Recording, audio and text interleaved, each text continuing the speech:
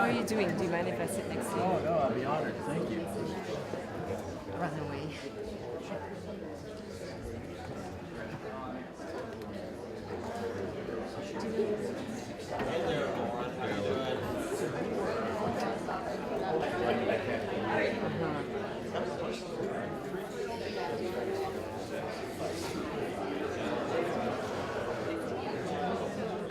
Good afternoon.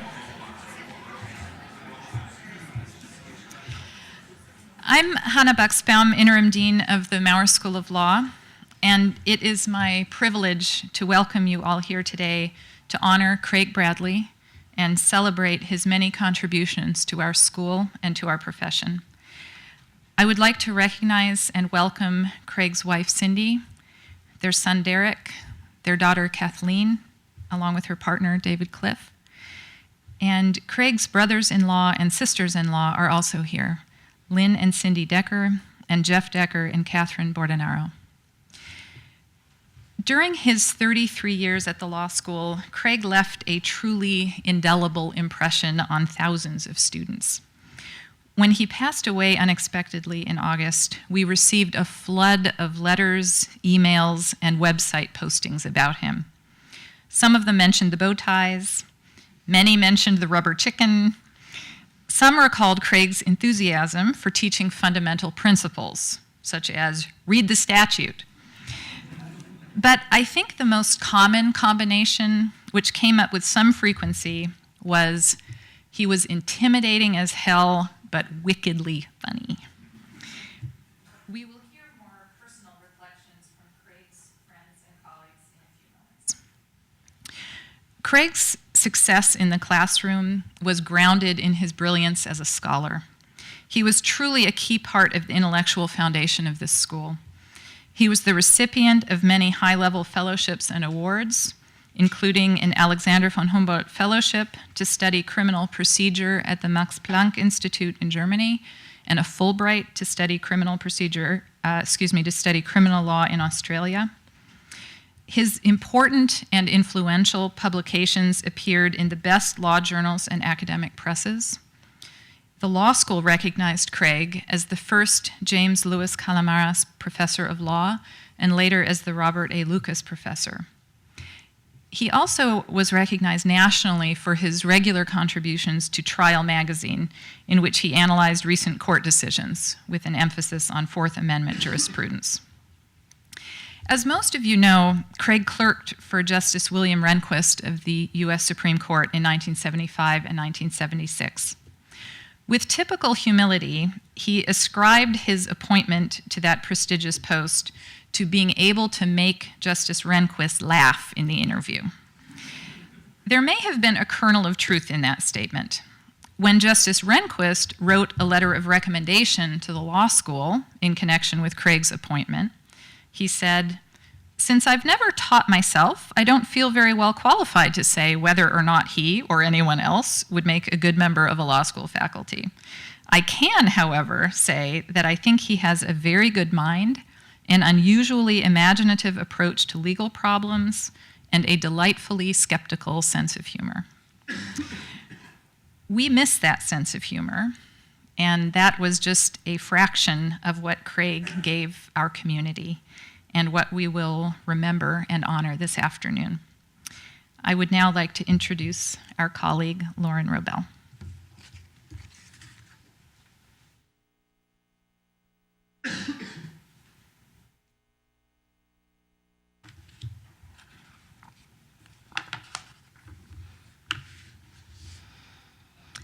Well, in the world of major league law schools, Craig Bradley was the quintessential five-tool guy. There was no position he couldn't play. He was a remarkably clear-eyed and influential scholar, the author of over 100 articles cited over 1,000 times. As a teacher, he had all the virtues of the paper chases Professor Kingsfield with none of the vices. As a colleague, Craig believed that 211 South Indiana Avenue was as much his home as the house on Woodbine Court. That, coupled with his innate and laudable distaste for drama, meant that he quietly nurtured and sustained the practices of collegiality that give an institution its bones, connective tissue, and heart. As a lawyer, he was unsurpassed in his ability to understand and interrogate the meanings of an opinion or a statute, and to connect them immediately to the real implications on the ground for prosecutors and defense attorneys. And as a father and a husband, Craig sought and achieved an admirable and intentional balance between his work, which sustained him intellectually, and his family and his home life, which sustained his heart and which made him able to do what he did so well for the law school and its students until almost the day he died. We should all be so lucky as to hit the level of excellence and agility with all 5 tools that Craig demonstrated with such seeming effortlessness every day. Craig was my teacher in the first, second, third, and fourth semesters of my law school experience, when he looked like he was about 12 years old. I'll tell you, I came to the law school in 1980, and he had gotten here the year before. He had really high standards for his students, and he enjoyed cocky students whom he could play with and knock out of intellectual complacency or lazy thinking. So for me, it was sort of a match made in heaven. His classes were tough and they were fun, and he was quick, hilarious, and challenging. He had a strict attendance policy. 3 missed classes and you were out of there. I remember going to his office to tell him I had to miss a criminal procedure class because I was getting married that day. He looked in his records, studied them, looked up, and replied, "Looks like you've still got 2 absences left. Good luck." I have often wondered what would have happened in my life had I squandered those other absence days before February 10th of that year, 30 years ago.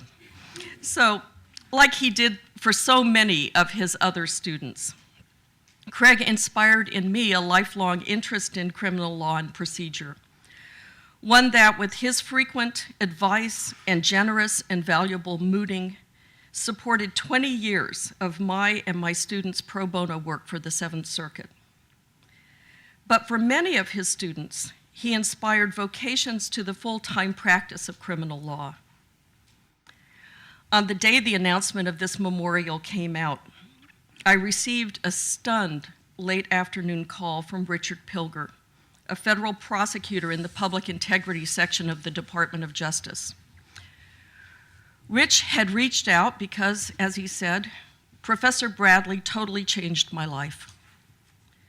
Craig's classes, coupled with his insistence that Richard consider a clerkship, and his wonderful stories about working on public integrity issues, were a gift to Richard that unfolded over a satisfying and challenging lifetime career, and one about which he felt an enormous debt. Similarly, I would never have clerked but for Craig, who just insisted and pushed me to apply and supplied me with a box of unstamped reference letters. His influence on the world through his students has been powerful and immense. Craig was an absolutely assured scholar who brought encyclopedic knowledge of criminal procedure to his writing. His stature in the law of the Fourth Amendment and his foresight in opening up comparative criminal procedure as an important field are just 2 examples of unsurpassed influence. And later in his life, I think he really found his métier in those Trial magazine articles, which remarkably continued through last month. Pithy, incisive, funny, these little gems got to the heart of a newly decided Supreme Court case, situating it with GPS-like accuracy in the sea of criminal procedure doctrine, and charting with economy and insight the shoals, currents, riptides, and sandbars it contained. Only Craig would observe that it had been a two-dog term, going from the fortuity of a pair of dog sniff cases to, with laser-like precision, the places where the Supreme Court had elided the difficult Fourth Amendment issues, to the exact location of individual justices' inconsistencies with their own previously expressed views, and what that meant for future doctrinal developments, to the practical implications for police officers on the ground, all in a few tight paragraphs that contain in passing a sly canine reference to old tricks. No wonder his scholarship was so pervasively influential in the academy, but not only in the academy, profoundly useful to lawyers and courts, cited dozens and dozens of times by federal appellate decisions. Others will, I'm sure, talk about Craig's practical and unwavering collegiality, from constructing our living room and assuring that it was populated daily here in the law school, to making sure we had places to park. I want to mention my gratitude to him for his lifelong support and integrity at exactly the moments it was most important. When I was a relatively new and untenured faculty member, and he was a respected, tenured colleague, our law school went through one of those fractious periods that hit all institutions at one time or another, but have been blessedly rare at Indiana. That period largely ended when Craig joined me in a memo to our entire faculty asking that we change our climate around gender inclusion at our school, and stating 5 immediate and practical ways we could do so. His leadership on this issue likely changed the course of my life yet again, as it had at many crucial moments before. Finally, I want to note Craig and Cindy's consistent and gracious welcoming of junior colleagues and all their colleagues into our school with the simple act of having them over for dinner. Their hospitality set a tone for community warmth that has been a critical piece of how this school has sustained its heart and its best faculty members over the years. Cindy and Derek and Kathleen, it has been an honor to share Craig with you. Thank you for supporting his irreplaceable and irrepressible impact on our school, and for enabling the tremendous legacy and mark he leaves on his students, his colleagues, the law, and through all of that, the world. Thank you.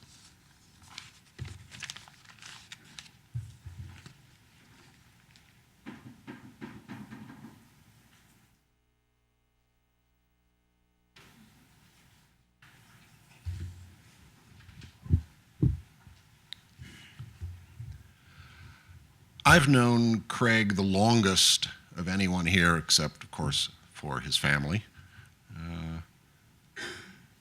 And I actually met him before we came to Bloomington. And we have been friends. We're friends for almost 35 years. Craig was like an older brother to me. He was familiar and comfortable. He was good company at IU basketball games or when we were watching his beloved Chicago Bears on TV in his family room in those hideous recliners. His kids, Derek and Kathleen, babysat my kids. He gave me room, space in his garage to store my stuff when I was between houses. And in fact, he gave me a bed in his home when I was unexpectedly without a house at all.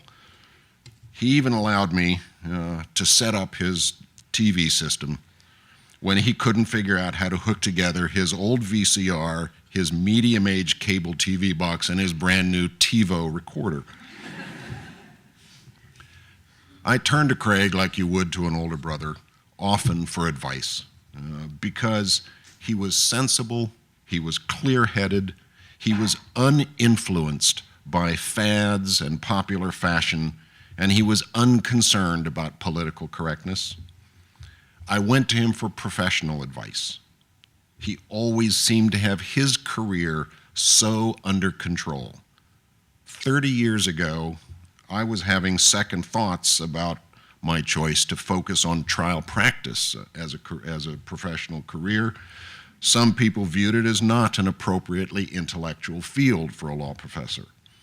I went to Craig. Craig advised me to listen to the critics. If I wanted to be successful, I should switch to a more prestigious field like criminal procedure. And we all know what I did with that advice.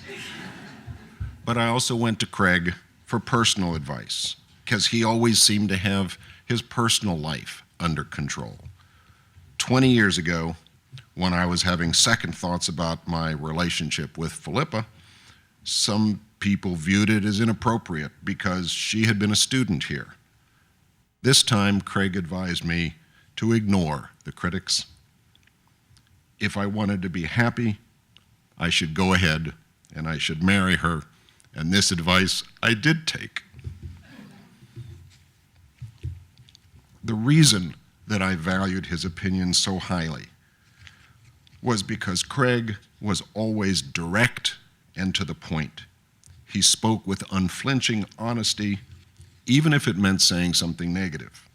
He could not understand why anyone would waste time doing anything else. Coming home from Colts games, as we went often, he would speak right up and tell me if he thought I was driving too fast and it was making him nervous. And after the first time and only time we played tennis together, he told me that he wouldn't play me again because I wasn't good enough to challenge him. Craig was honest and direct with everyone, including his students, something I think that not all of them appreciated. When my wife Philippa was a law student here, Craig was her journal note advisor. The topic was the constitutionality of a proposal by a Louisiana congressman that they require mandatory drug testing of all welfare recipients. There was one section where Craig thought that she was straying from reasoned constitutional analysis and into liberal arguments about the terrible consequences of removing impoverished people from welfare. All he wrote in the margin was, "Oh, boo-hoo."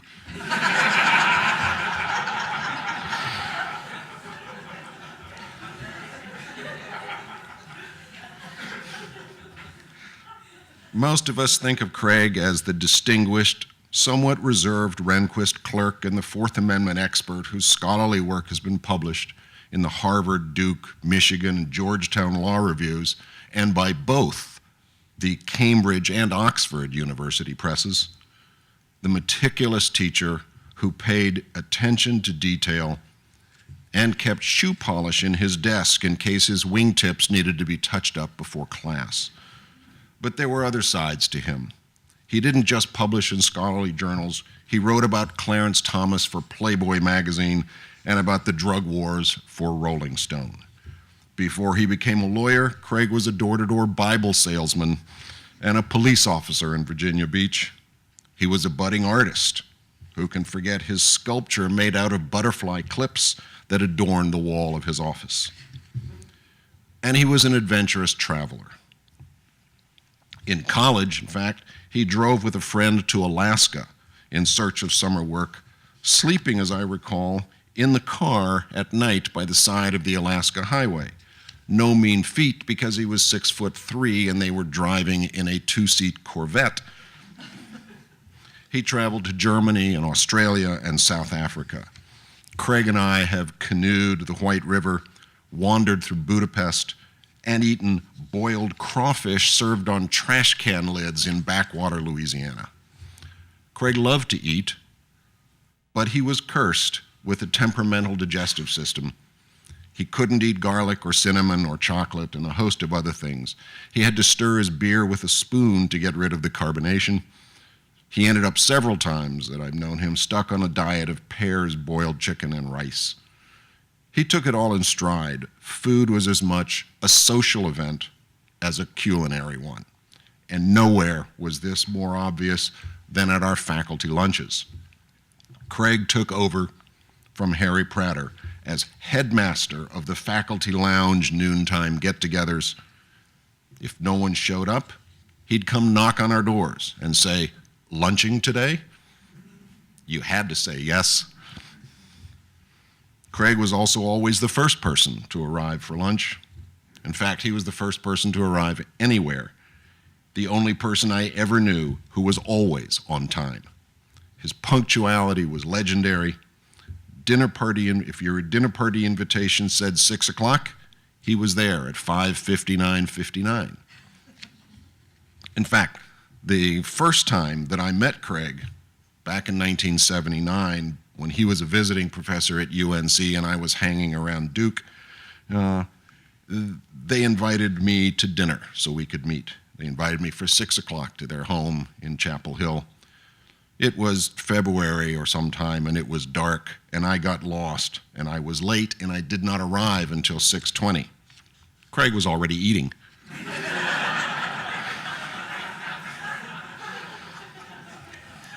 6 o'clock meant 6 o'clock and time for dinner. One incident neatly combines Craig's sense of adventure, love of food, and punctuality. Philip and I once met Craig in Budapest shortly after the fall of communism, when Hungary had first opened for tourism. The three of us decided we wanted to eat at a real non-touristy Hungarian restaurant somewhere off the beaten path. Now bear in mind that we're in Hungary, and Craig cannot eat garlic and several other things, and we're going to have to communicate this to a waiter who probably would speak limited English. Didn't concern Craig at all. He was up for any travel and food-related adventure. The only problem, of course, was finding a Hungarian restaurant that was open and would serve us at precisely 6 o'clock. We did actually find one. We ate at 6 o'clock, and we were, as I recall, the only people in the restaurant at that hour. But as been pointed out, it was his sense of humor that set Craig apart. He was the world's tallest leprechaun, a subversive prankster in a three-piece suit. For years, Craig and I donned cap and gown, got into my cramped and rusting MG convertible, and drove with the top down past student housing and through campus on our way to graduation. We looked like Shriners in those little cars that ride in parades. You may not know this, but Craig kept a book of puns on the shelf next to his Supreme Court reporters. He collected Supreme Court Justice bobblehead dolls and bad taste gift shop items from roadside souvenir stands. If you were really lucky and Cindy was out of the room, he'd get out his collection of tacky artifacts after dinner. Who can forget such memorable items as the John Wayne clock, the Fartosaurus, and the three-dimensional holographic picture of Jesus apparently knocking on the door of a medieval castle.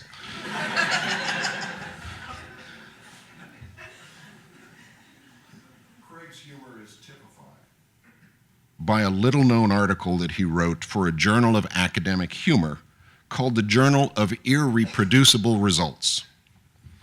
It reports the alleged results of a study of how jurors responded to various trial tactics, in which dogs were substituted for jurors because it would be inhumane to subject humans to repeated courtroom maneuvering by lawyers. And because, as Craig wrote, dogs closely approximate the attention span of the average juror.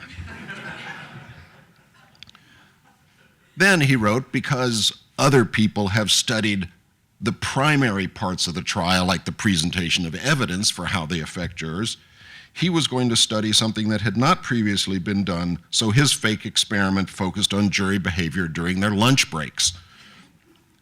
He discovered that the dogs responded enthusiastically to attempts by the defense lawyers to bribe them with doggy treats shaped like dollar bills. He acknowledged the limitations of his study, but concluded with the following statement: "While some may say we're barking up the wrong tree, our team will continue its dogged search for the truth." Needless to say, this article does not actually appear on his current law school resume, but I have a copy if anybody wants to see it. Craig was organized, reserved, honest, intelligent, and widely read, a world traveler with a sense of humor. He was good company and a good friend for almost 35 years, and I will miss him.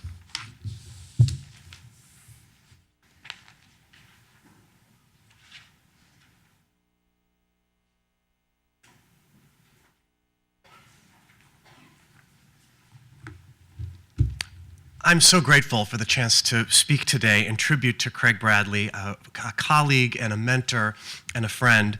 I joined the faculty only 4 years ago. I don't have 3 decades worth of anecdotes on which to draw.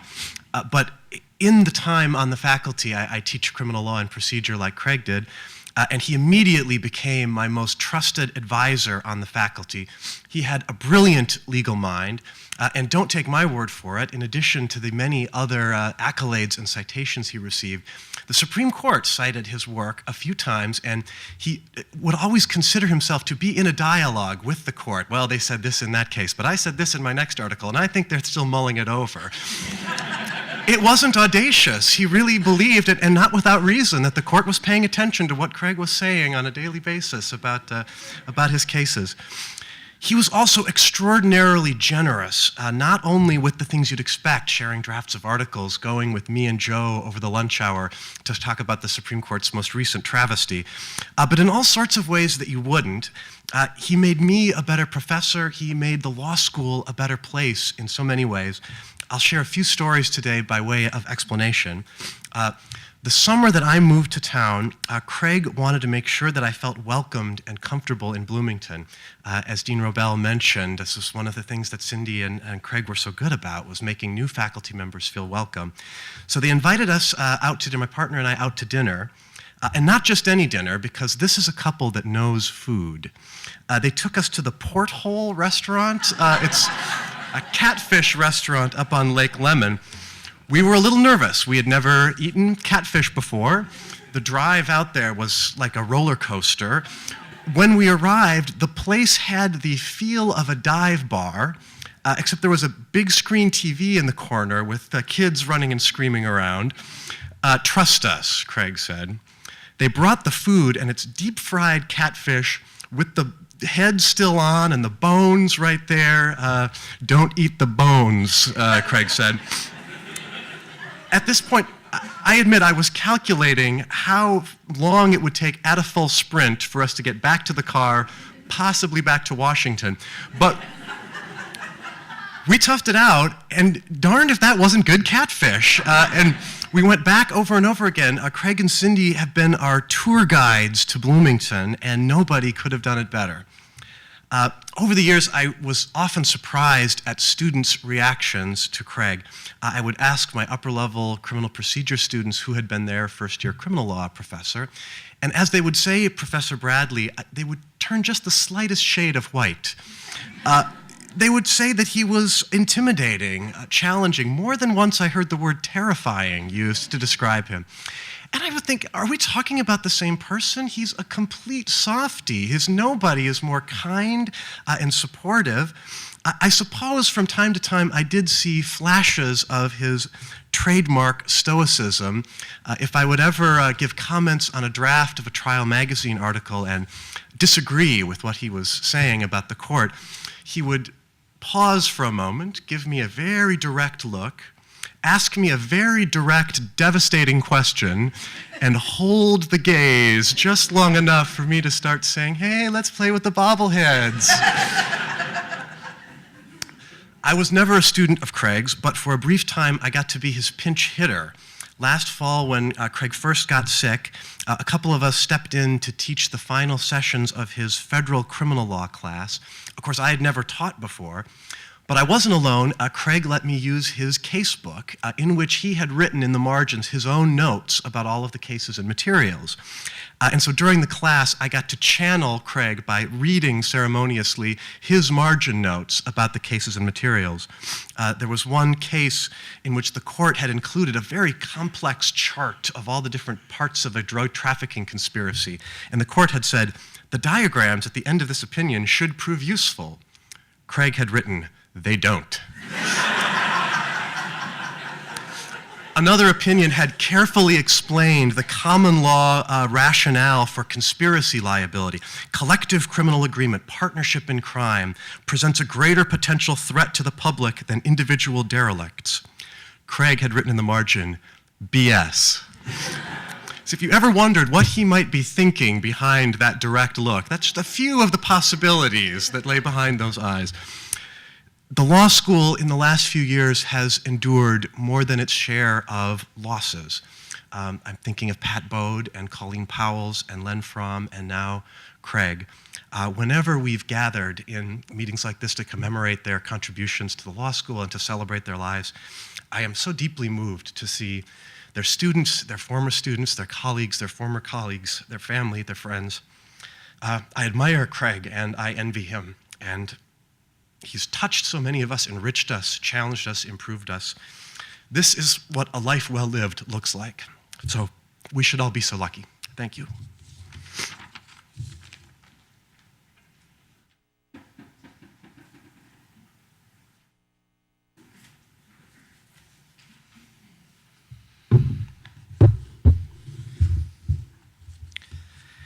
So, to the best of my knowledge, Craig Bradley was the first person I ever met who was affiliated with the IU School of Law. Indeed, he is the very reason why I came to this law school. Craig traveled to Washington, D.C. in the fall of 1985 to recruit potential entry-level faculty candidates, and I met with him in a small conference room at the U.S. Supreme Court. And I realized almost immediately that Craig was exactly the kind of law professor and the kind of person I wanted to be when I grew up. A few weeks later, when I visited the IU campus, Craig and his wife Cindy hosted me and my wife and our infant daughter for a lovely dinner at their house. And I fell in love with Bloomington and with IU, and as they say, the rest is history. Eventually, I had to accept the fact that I would never be capable of living up to all of the lofty standards that Craig set by his example. But of course, that never caused me to stop looking up to him, both literally and figuratively. Craig graduated from the University of Virginia Law School in 1970, spent 2 years in the honors program at the U.S. Department of Justice in the appellate section of the criminal division, and then became an assistant U.S. attorney for the District of Columbia, a very different role that provided him with keen insights in the day-to-day work of a prosecutor. From that position, Craig applied for and was selected as a law clerk to then Associate Justice William H. Rehnquist of the United States Supreme Court for the October term 1975. Craig had a very special relationship with, as he called him, Bill Rehnquist. I must admit that to this day, it feels totally strange to me to refer to Justice Rehnquist as Bill, which is an indication of just how different and how special was Craig's relationship with the man whom I never stopped calling boss. The special bond between Craig and Justice Rehnquist lasted long after Craig's clerkship year, in fact, for the rest of Rehnquist's life. Craig stayed in close contact with Rehnquist through the years. As many of you know, Craig was instrumental in helping to arrange 2 visits by Rehnquist to the IU School of Law, one to dedicate this very building when it was newly renovated in 1986, and another to participate in the mock trial of Richard III in 1996. And then in September of 2005, Craig served as one of the pallbearers at Rehnquist's funeral. Part of the unique and special relationship that Craig had with Justice Rehnquist stemmed from the fact that, like Rehnquist, but unlike almost all Supreme Court law clerks, Craig actually had deep practical experience with the real world of criminal justice. In fact, Craig's prior tenure at the U.S. Justice Department had overlapped with Rehnquist, and they had first met each other there. But a more important part of their special relationship, I think, was that Craig was, in many ways, a lot like Rehnquist. Certainly, he was quite different from Rehnquist in terms of his political and legal views. When Craig testified in front of the Senate Judiciary Committee at Justice Rehnquist's 1986 confirmation hearings to become Chief Justice, a hearing at which I actually was in attendance, Craig introduced himself as follows: I am a professor of law at Indiana University and a former law clerk to Justice Rehnquist. However, I am also a political moderate, a registered Democrat, and I am on record as not always agreeing with Justice Rehnquist's decisions. Craig was always quite proud of the fact that, as a law clerk, he once persuaded Justice Rehnquist to vote in favor of a criminal defendant's claim of constitutional error. And if I remember correctly, Rehnquist actually ended up writing the majority opinion, reversing the defendant's conviction. Quite the accomplishment. But in many other ways, Craig and Justice Rehnquist were actually quite a bit alike. They were both Midwesterners through and through. Craig and I grew up about 15 miles apart in the western suburbs of Chicago. Of course, I didn't know him then. Like Rehnquist, who was born and raised in the Milwaukee area, Craig was the kind of guy who, no matter how far he traveled or how prominent his career eventually became, never lost his basic Midwestern sensibilities. Craig was humble, even-tempered, and good-hearted. He told it straight. He was comfortable in his own skin. He always took his research and his teaching very seriously, but he never, ever took himself that seriously. And all of these attributes are ones that Craig shared with Rehnquist, which I'm sure is a big part of why they got along so well together. Craig joined the IU law faculty in 1979, along with another young pup by the name of Alex Tanford. And by the way, Alex, did you know, I looked this up, the Exordium article that reported on the faculty appointment of you and Craig stated that you were hired to teach trail techniques. I want to take you with me when I go hiking the next time. Craig was a prolific and highly influential scholar right from the start. And by the way, Craig's unparalleled ability to write quickly, effectively, and with style and flair was another attribute that he shared with Rehnquist, who was so efficient a writer himself that he had little patience with those of us less skilled law clerks, imposing on all of us a strict rule that required turning in drafts of every opinion within 10 days. And I mean calendar days, not working days.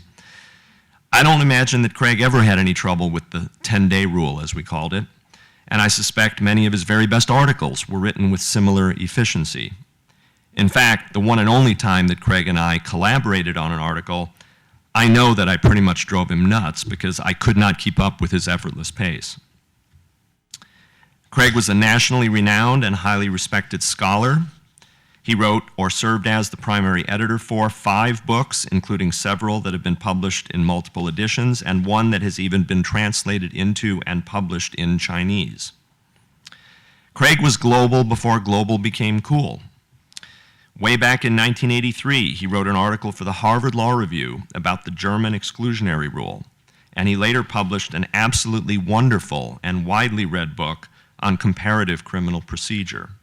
His aforementioned series of articles for Trial magazine have drawn widespread praise for their succinct, intelligent commentary on U.S. Supreme Court decisions. Craig Bradley will certainly be remembered, long after all of us are gone, in the pantheon of the law school's greatest ever professors, right there along the likes of Jerome Hall, Harry Prater, Pat Bode, and so many other legends.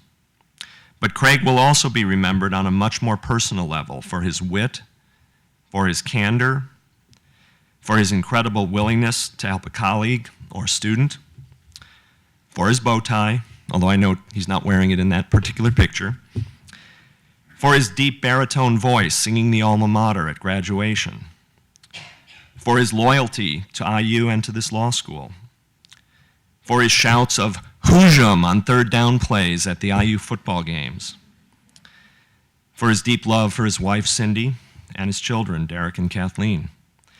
He was the real deal, as genuine a man as I've ever known. Let me finish by again quoting Craig. Craig once wrote, I consider my function as a law professor, in addition to trying to teach students how to practice criminal law, to be to do research that is practical and useful to judges and to the people arguing before them. Research has practical application if it works to advance law in directions that will make it more coherent and better. Craig, my friend and colleague, you did it. You succeeded beyond any and all measures. Generations of judges, lawyers, and law students have benefited from your wisdom and your good judgment, and they will continue to do so. More importantly, however, you inspired and enriched the lives of all of us who were privileged enough and lucky enough to be able to call you our friend. I miss you every day, and I always will.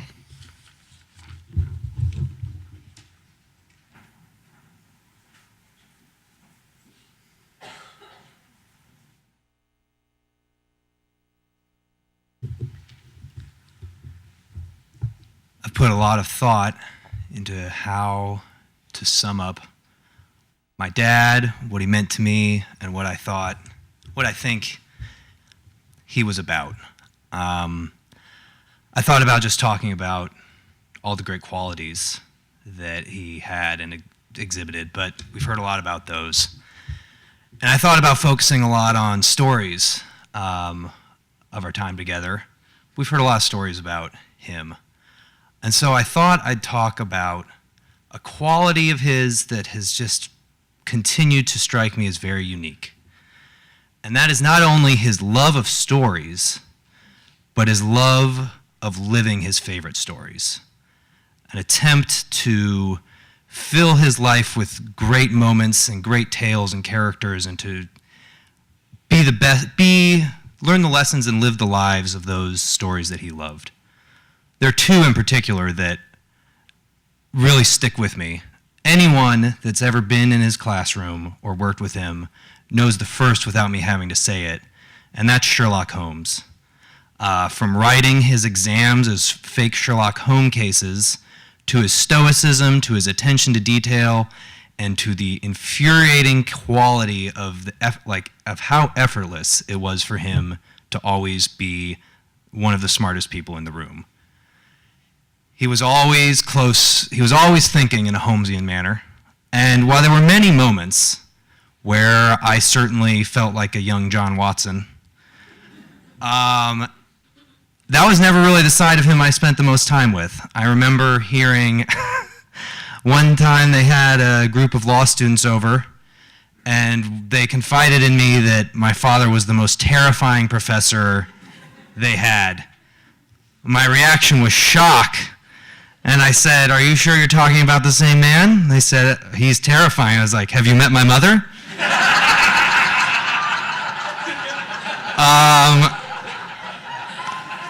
My father was the easygoing parent. And that was because his time with me and my sister and at home, there was another story that he loved since he was a boy, and that he lived so thoroughly, and that is Winnie the Pooh. His love of those characters and his just ability to channel their values and lessons was magical. Every character in that story, he had plenty of Pooh Bear, from moments where he would throw the ball over a fence for the dog and say, "Oh, bother." He certainly had plenty of Eeyore, and his students would know that he has plenty of Rabbit and plenty of Owl. He was a caring father, and he had plenty and plenty of Roo. But my favorite moments, and the ones that he would hesitate to talk about the most, would be the moments where he was the most like Tigger. Where he would get a wry look on his face, and he would suggest, "Let's go have a bit of fun and get into a bit of trouble." He was always up for an adventure, he was always ready to bounce from one spot to the next, and he was always ready to say something unexpectedly amusing, and loved a good pun. So I suppose the best thing I can do for my dad that I've thought about, who's a man who spent his life just not only teaching his students, but his family and his friends, is to share with you, out of the almost 30 years I managed to spend with him, what I think of as the core lesson, the lesson he wanted people to hope, that he hoped people would take from him, and that is, live your life as if it was a story that you would be honored to be the star of, because I think that's how he lived his life, and that's how I try and live mine. And thank you all for coming very much. It means a lot to us.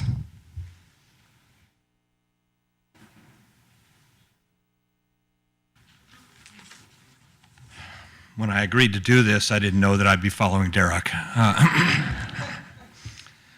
I want to thank, as the others have, I want to thank Cindy and Derek and Kathleen for the wonderful friendship and hospitality that we've enjoyed from them all the years that we've been here. From the very first time we were here, they were the first people to welcome us to town, and it's meant a lot to us all that time. Craig knew who he was, and he was happy with that person, and he had every right to be happy with that person. As Joe said, he was comfortable in his own skin, and his confidence in himself allowed him to risk his image for the benefit of others. When he saw a youngster crying in a grocery store, he would approach him and break into his excellent impersonation of Donald Duck.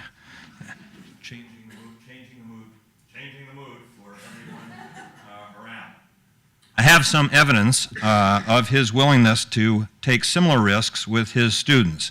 I warn you that these props are props that only he could make funny. And if I get any of this wrong, students can correct me.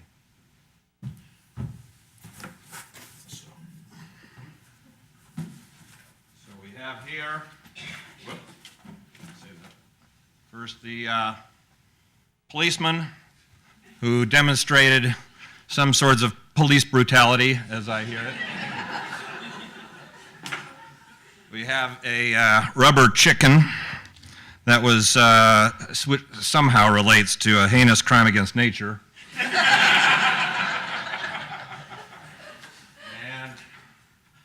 And we have the Thanksgiving cap, which would be appropriate soon to be worn by a lucky or unlucky student in the last class before Thanksgiving.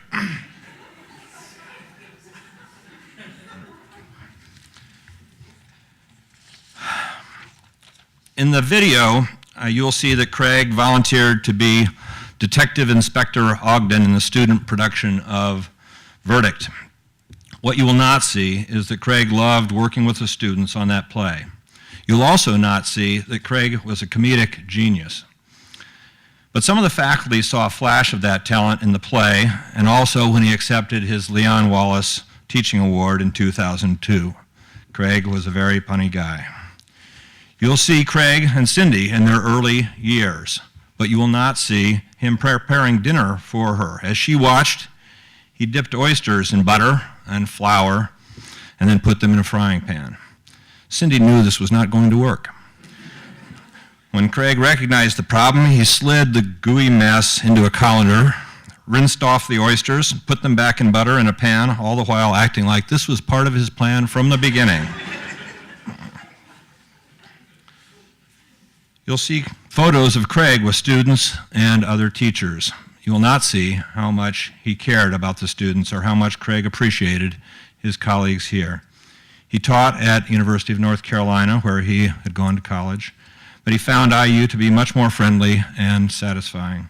He received offers to teach at other schools, but gave them little thought.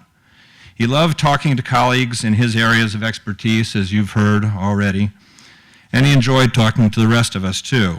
He was a stalwart, you've heard this too, of the faculty sack lunch, our most regular member of that over the last decade or two or three.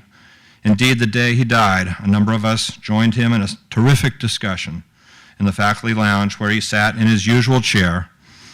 We had no clue that it'd be our last. The photos don't show the key role he played in keeping the faculty lunchroom alive over many years.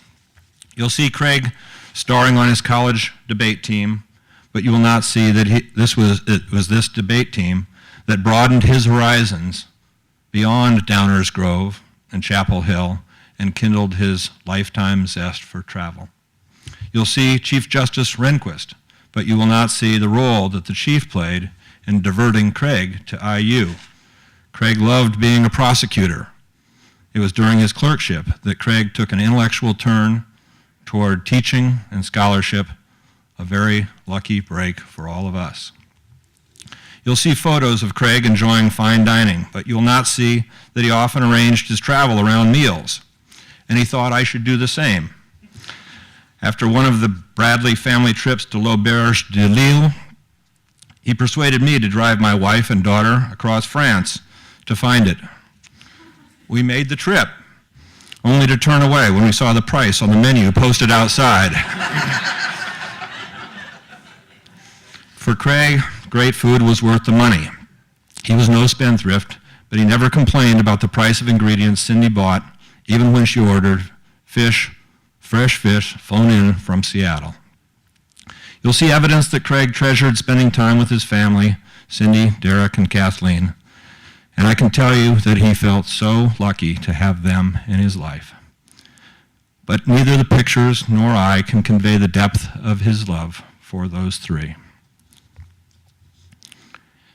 One of the many other things the pictures do not capture is that Craig liked to eat his meals on time. That's been said before. I'm going to stop so that we can watch the video, see the portrait, and then try some of his favorite dishes and talk and laugh together, honoring Craig in his own fashion.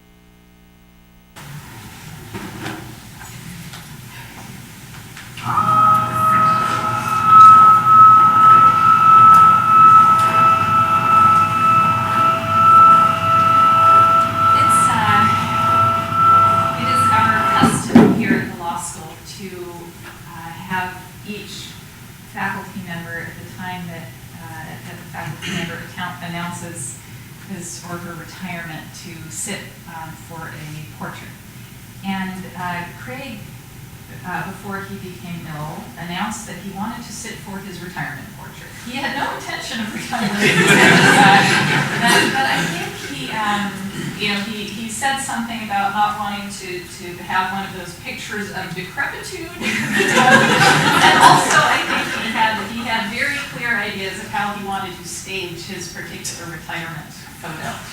And now we're so happy to have this picture, and it will hang in one of the classrooms with the other portraits of faculty members.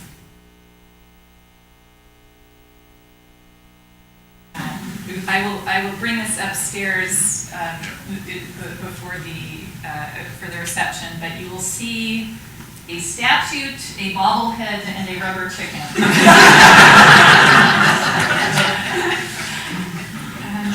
Thank you so much for being here this afternoon, and I hope that you will all join us upstairs now for a reception in the faculty lounge to continue our